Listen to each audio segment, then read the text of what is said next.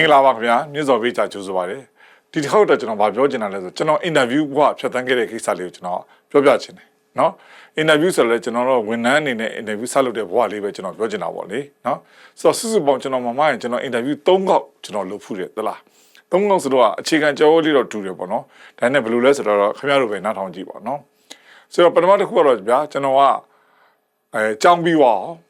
တရက်ကြတော့အမေကပြောတယ်တာဘွယ်လေးရပြီမင်းမလည်းရပြီအလုပ်ကလေးလုပ်ဖို့မစင်စားဘူးလားလို့ပြောတဲ့ခါမှာအော်အလုပ်လုပ်တင်တာပဲလို့ဆိုတော့ကျွန်တော်အမေတော့ချစ်တယ်ဗျအဲ့ဒါနဲ့ကျွန်တော်ရှိတဲ့သတင်းစာဖွင့်ကြည့်လိုက်တဲ့ခါမှာကော်လန်တူတူလေးနဲ့ရေးထားတယ်အင်္ဂလိပ်လိုဘိုးလိုပေါ့ဗျာဘာရေးထားလဲဆိုအကယ်လို့တဲ့မင်းကြော်ညာလုပ်ငန်းကိုစိတ်ဝင်စားရင်ဒီဖုန်းနံပါတ်ဆက်သွယ်လိုက်ပါဆိုတော့ခဲတော့စဉ်းစားကြည့်ကျွန်တော်တို့1993-94လောက်ကကြော်ညာလုပ်ငန်းဆိုတာဟာဘာမှမသိဘူး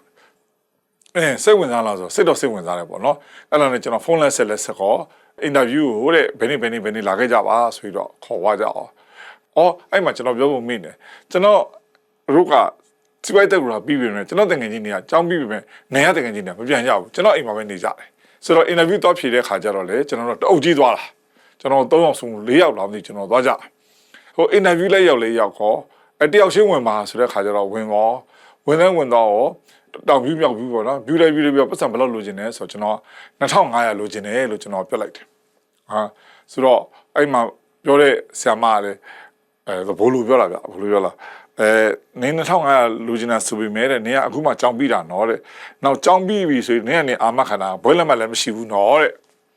ဆိုတော့ကျွန်တော်လည်းမထူးဆိုတော့ဟုတ်တယ်လို့ဒါ2500လိုချင်တယ်လို့ရရင်တော့ကျွန်တော်လုပ်ချင်ပါတယ်လို့ပြောပြီးပြန်ထွက်လာအောင်ပြီးတော့တကယ်ချင်းနေဆိုတော့ဗျာကျန်တဲ့လူတွေ3အောင်ပြီးအောင်လဲထိုင်ဆောက်လိုက်တာပေါ့နော်ဆောက်လဲပြီးရောလက်ဖေးဆိုင်ထိုင်ကြအောင်လက်ဖေးဆိုင်ထိုင်လဲထိုင်အောင်ကျွန်တော်ဘာသိပါလဲဆိုတော့ကျွန်တော်ကအများဆုံးဗျာကျွန်တော်တင်တာလားကျွန်တော်တကယ်ချင်းတယောက်က1200တောင်းတယ်တယောက်က1500တောင်းတယ်တယောက်က900ပဲတောင်းတယ်ဟာဆိုတော့ဟာခွမ်းပြီးငါတော့သွားပြီပေါ့နော်ကိုစိတ်ထဲမှာမှတ်လိုက်တယ်အဲ့ဒါဆိုတော့ငါပါစရာအကြောင်းမရှိဘူးပေါ့ဆိုတော့အိမ်ပြန်ရောက်လာအိမ်မြန်ရတော့လည်းဘာဖြစ်လဲဆိုတော့နေရလာတဲ့ចောင်းသားတွေဖြစ်တဲ့ခါကျတော့အားလုံးကတစုတစည်းတဲ့ဖုန်းနံပါတ်ကကျွန်တော်အိမ်ဖုန်းနံပါတ်ပဲပေးခဲ့တယ်အဲ့တော့ဆက်လူတာတွေဘာကြီးကမရှိသေးဘူးအိမ်လေးရောက်တော့အိမ်ကပြောတယ်ဖုန်းတစ်လုံးဝင်လာတယ်တဲ့ဟိုခုနအင်တာဗျူးလာတဲ့ထမှာတဲ့တယောက်တော့မနေ့ကဖုန်းဆက်ဖို့ပြဆက်ဖို့ဒီဖုန်းနံပါတ်ပေးတယ်ဆိုတော့ကျွန်တော်အားလုံးကတင်ရင်ကျွတ်နဲ့ဘလို့သွားကြည့်တယ်ဆိုဟို900တောင်းလိုက်လို့ကြည့်လိုက်တယ်ကဲမင်းမဲဆက်လိုက်တော့မင်းမဲထင်တယ်ဆိုရင်သူကဆက်တဲ့ဆက်ကောမဟုတ်ဘူးတဲ့မောင်ပြစ်စောခေါ်တာအဲ့တော့ကျွန်တော်လန့်သွားတယ်တလားကျွန်တော်လန့်သွားယူတော့ခဲတူတူနဲ့လူရင်းပြောကြပါဆိုကျွန်တော်နောက်တစ်ခါ short interview ဖြေတယ်ပြီးတော့ကျွန်တော်ခန့်လိုက်တယ်ဗျာခန့်ပြီးတော့ကျွန်တော် confirmation 3လကြာတော့ကျွန်တော်မေးတယ်ဘာဖြစ်လို့ကျွန်တော်ကိုခန့်လဲဆိုတော့သူကကျွန်တော် confidence ကိုကြိုက်လို့တဲ့နော်ဆိုတော့ဒီမှာကျွန်တော်ကဒီခေတ်ကလေးတွေကိုကျွန်တော်မှတ်စေချင်တာပါကိုတောင်ကိုပဲဆုံးပြပါနော်ဒါနဲ့အဲ့လိုပြောလို့ဟာဆရာကြီးကျွန်တော်ပတ်စံနဲ့အများကြီးတောင်းရမယ် noပတ်စံနဲ့အများကြီးတောင်းမယ်လို့ပြောချင်တာမဟုတ်ဘူးကျွန်တော်ပြောချင်တယ်ဆိုကိုတောင်ကိုဆုံးပြအဲ့လိုဒီနေရာကဒီ company မှာဒီအလုပ်မှာ investment လုပ်ချင်အဖြစ်ငါရဲ့အယောင်သေးတက်မယ်ဆိုရင်တော့ short ပေးလိုက်ပေါ့အယောင်သေးလည်းမတက်ဘူးကိုအစားဝင်နေတဲ့အခက်အခဲဖြစ်မှဆိုတော့သိမစင်စားနဲ့ပေါ့နော်ဒါလေးပဲပြောချင်တာဒုတိယအပိုင်းကျတော့ကျွန်တော်က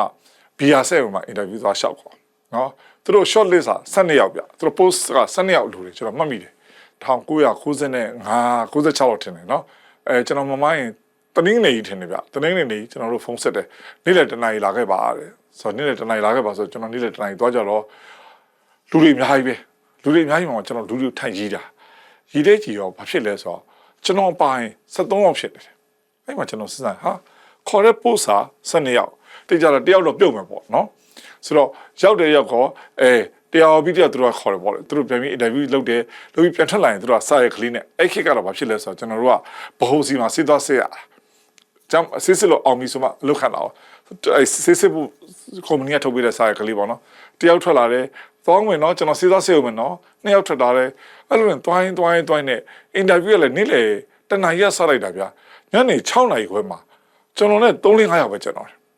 အဲ့မှာဘေးမှာထိုင်တာကြတော့ဗျာမိတ်ဆက်တာပေါ့ကျွန်တော်လည်းဘိုက်တွေစားအဲ့ဒါဘေးနာမိတ်ဆက်ရင်းနဲ့အဲ့အန်ဂယ်ကြီးရတယ်တက်ဆန်ကျွန်တော်နဲ့ရှောက်ထားတဲ့ဟာချင်းတူတူပဲဗျာဒါတူကတလားဟ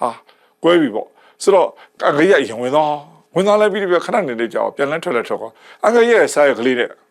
တလားမမစိုးရေးတဲ့သူကအားတောင်နာနေတယ်သွားလိုက်အောင်မယ်နော်တဲ့နောက်လို့တွေရှိပါသေးတယ်ရပါမှာတဲ့ဆိုတော့ဆင်းလောဆိုတော့ခင်ဗျားတို့ပဲစဉ်းစားကြည့်ကျွန်တော်မှ တနားရောက်ဖို့တက်ကိုကျွန်တော်17တာကြီးခွဲလောက်တည်းကကျွန်တော်လာရတာသူတို့တိုက်တဲ့ coffee လေးနဲ့မုတ်တစ်ခုနှစ်ခုပဲစားပြီးတော့ည9နာရီလဲထုံးနေပြီခေါ်တဲ့ပို့စာလဲ12ခုလုံးကလည်းကုန်သွားပြီအဲ့ဒါကိုငုတ်တူကြီးထိုင်ခိုင်းတာခဏနေကြတော့မောင်မြတ်စွာလာပါဆိုတော့ကျွန်တော်အထဲလုံးဝင်တော့ကျွန်တော် shop ဘာဖြစ်လို့လဲဆိုတော့ခဲတော့အခုမှ secret ပြောမယ်နော်အရင်တော့ကျွန်တော်တို့က interview ဆိုရင်သူကြောက်အောင်ချောက်ထားတာအဲကွန်စိတ်နေအောင်ပေးထားပြီးတော့သူတို့ကဟိုဘက်မှာခုံအရှိကြီးမှာသူတို့ကအလုံးစုပြီးinterview ဖြစ်မဲ့လူတွေတအုပ်ကြီးထိုင်တာပေါ့ကိုဒီဘက်ခုံရှိရတော့တခုံနဲ့တက်မလားလက်ကလေးကပေါင်ကြရဲပဲထည့်ရတော့မလို့လက်ထဲပဲပိုက်ရတော့မလို့ဂျားထဲမှာနေရတာကျွတ်နုံလေးဖြစ်သွားတော့ပေါ့နော်ဆိုတော့ပြီးလိုက်ပြီးတော့သူတို့ကဟိုလေးရောက်ကဘာမင်းလဲဆိုတော့ဗျာအင်္ဂလိပ်လိုပြောပါတယ် myself ကိုတကယ်ပြောဆိုတော့လေပြောလိုက်တာပေါ့နော်ပြောလဲပြီးတော့သူတို့ကကျွန်တော်ရဲ့ CV တို့ဘာလို့လှန်ကြည့်နေဗျာရှုလက်ပြီးတော့မှအဲ့ကြောင်ရှာသီးနဲ့ဗာနဲ့နိုင်ငံခြားသားငါတဲ့လှန်ကြည့်ပြီးတဲ့လှန်ကြည့်တဲ့ခါမှာတဲ့မင်းခုလျှောက်လာတဲ့နေတဲ့မင်းရဲ့အရေးချင်းကဘာမှမဆိုင်ဘူးတဲ့စဉ်းစားကြည့်ဗျာကျွန်တော်ရိုင်းတာမဟုတ်ဘူးနော်နေ့လေပြရတယ်ထမင်းမစားလာအောင်နော်တောက်လျှောက်ကလည်းစောင့်နေရတယ်နော်နောက်ပြီးတော့စိတ်ကလည်းတဖြည်းဖြည်းစိုးရိမ်တဲ့စိတ်ကလေးဘာဖြစ်သွားလဲဆိုတော့တိုးပါတော့ကျွန်တော်တိုင်ပြီးပတ်ခနဲ့ပြန်ပက်လိုက်တော့အင်္ဂလိပ်လိုအဲ့ဆိုရင်ဘာဖြစ်လို့တစ်မင်းချိန်မင်းဖြုံးတာတော့လို့နှစ်ငါချိန်မင်းဘာလို့ဖြုံးတာတော့အဲ့လိုလေပြောတခါလုံးကငြိမ်သွားတာဗျငြိမ်ပြီးကျွန်တော်ကြောက်တောင်ကြည့်နေဟဲ့လားပြီးတော့ဘာလို့လဲမလဲမင်းပြန်ထွက်ပေးပါအောင်ဆိုတာနဲ့အဲ့ဒါနဲ့ကျွန်တော်ပြန်ထွက်ပေးရတယ်ပြန်ထွက်ပြီးတော့ပြန်မလို့တော့လုံကြီးကပြန်လို့မရပါဘူးခင်ဗျာခဏစောင့်မအောင်ဆိုတော့ကျွန်တော်မှစောင့်ပြီးသူတို့ချင်းတီတူတိုင်မင်းလိုက်ပြီးရောကျွန်တော်7မိနစ်နေတော့ပြန်လာပါဆိုတော့ပြန်ခေါ်တော့ခုတည်းလက်ထိုင်ရောကျွန်တော်ပြုံးပြီးပါပြောလဲဆိုတော့ငါတို့လူခန့်တာတဲ့ဒီတစ်ခေါက်950လောက်ရှိတယ်တဲ့အဲ့ဒီမှာငါတို့အဖေပြန်ပြောရတဲ့လူတယောက်မှမရှိဘူးတဲ့မင်းတယောက်ပဲတွေ့ဘူးသေးတယ်အဲ့ကျွန်တော်ပြောတယ်ပြန်ပြောတာမဟုတ်ပါဘူးလို့အကျိုးတင်အကြောင်းတင်ကျွန်တော်ရှင်းပြလာပါဟာလို့အဲ့ဒါပြီးလေပြောကောင်းပြီလေမင်းရဲ့အဲ့လိုတက်တိမျိုးတော့ငါကြိုက်တယ်ဒါမှမဟုတ် marketing မှာတနေရာတော့ငါတို့ create လုပ်ပြီးမင်းကိုခန့်ကျင်တယ်ပေါ့နော်ဆိုတော့ခန့်မှာပေါ့ဆိုတော့အဲ့ဒီ okay တဲ့အချိန်ကြီးကောင်းနေပြီပေါ့အပြီးတော့ဒါပြီးမင်းတမင်းတမာတဲ့ခန့်မှန်းလာစားအောင်မင်းဒေါ်လာ300ရေးထားတယ်ဟုတ်လားဟုတ်တယ်ဒေါ်လာ300ရေးထားတယ်ဆိုတော့ဒီလိုလုံးတဲ့မင်းကငါ250နဲ့ခတ်မယ်တဲ့3လအတွင်းမှာ confirmation ပေးပြီဆိုမှမင်းကနောက်ထပ်50တိုးပြီး300ပေးမယ်မင်းကြိုက်လားတဲ့မကြိုက်ဘူးလို့ကျွန်တော်ကပြောရအောင်အင်္ဂလိပ်လိုပဲပြောတာနော်မကြိုက်ဘူးဆိုတော့သူကအော်ပါတယ်ဘာဖြစ်လို့လဲတဲ့သူကအင်္ဂလိပ်လိုပြီးတော့ကျွန်တော်ကငွေမမက်လို့ဆိုတော့အဲ့မှာကျော်ရှာတင်းနိုင်ငံသားတွေကသဘောတွေ့ပါတယ်ဟာတဲ့ကြည့်ရတာမင်းအင်္ဂလိပ်လိုသိမတတ်ဘူးထင်တယ်တဲ့ဆိုတော့ကိုကဘာမှပြောပါဘူးမင်းကဲလို့ဆိုငွေမပဘူးဆို250မင်းယူလက်ခံမှာပေါ့တဲ့အဲ့လိုမဟုတ်ဘူးလားတဲ့ဆိုတော့ကျွန်တော်ဗာပြောလိုက်လဲဆိုတော့မဟုတ်ဘူးလို့ငါဒေါ်လာ300တန်နဲ့မင်းတို့လာရောင်းလာအဲ့တော့ငါငွေမက်တာမဟုတ်ဘူးငါဒေါ်လာ300တန်နဲ့တို့လာရောင်းတဲ့အတွက်ဒီ300ရရင်လုံးမယ်မရရင်မခံနဲ့မလုပ်ဘူး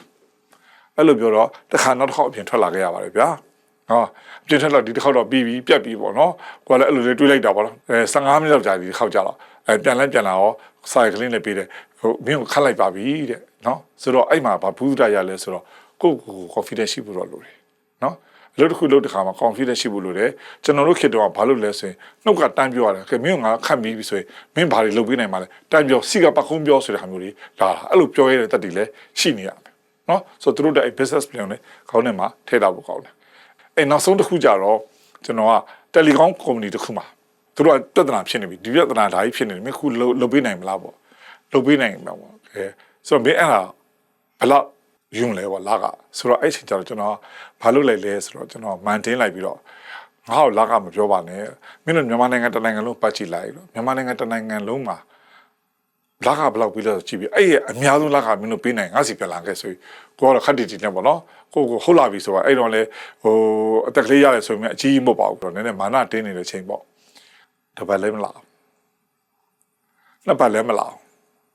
3မှတ်လောက်ကြာတော့ကိုမျက်နှာပဲဖြစ်ပြီကိုတန်တရားတွေဝင်လာဟာအားများပြောမိတာမှားသွားတာပေါ့အရန်များပဲပေးတာများသွားတာပေါ့နော်ငါနည်းနည်းလေး short ပြောလိုက်ရင်ကောင်းတာပေါ့နော်ဒါနဲ့4ဘက်လောက်လဲကြာကျွန်တော်ဆက်သွယ်ပါတယ်တကယ်လဲတော်ပါတယ်သူတို့တကယ်ကိုဗမာနိုင်ငံမှာရှိတဲ့အမြင့်ဆုံးအိုက်ခါလာပေါ့နော်အမြင့်ဆုံးလာစာကိုမြန်မာနိုင်ငံသားတယောက်နဲ့သူကောင်းအောင်ပေးနိုင်ကြတယ်နော်အဓိကဘာပြောစေချင်တာဆိုကိုတော့ confidence ရှိပါစေနော်ကို confidence ရှိဖို့တော့ဘာဖြစ်ရမလဲသိလားခမကအဲ့လောကမှာ essential ဖြစ်နေရမယ်